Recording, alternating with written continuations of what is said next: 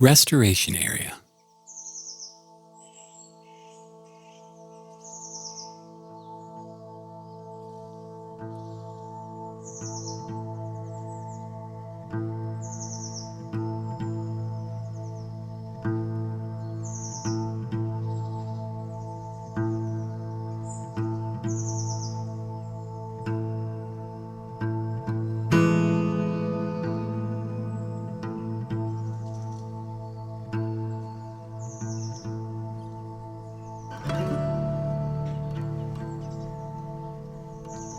If you spend any time hiking around the front country of Rocky Mountain National Park, you will regularly find signs saying, "Restoration area, stay off."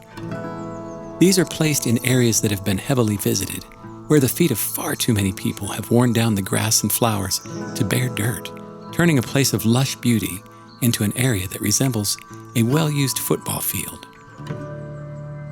My life is often like those areas.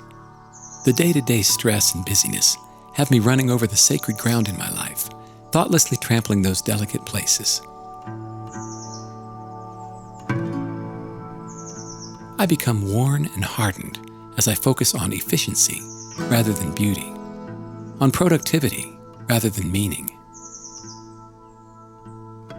Our modern life is one of incessant activity, which leaves us breathless and harried. We race from meeting to meeting and one responsibility to another. There is so much to do that we never have time to stop. We live by the old idiom, "Don't let the grass grow under your feet," without realizing we are killing any green and hopeful thing in our life. Yet, I find great hope in these restoration signs.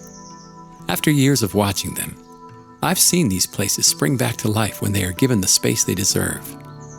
What looked to be a hopeless situation was simply a garden waiting for the opportunity to thrive.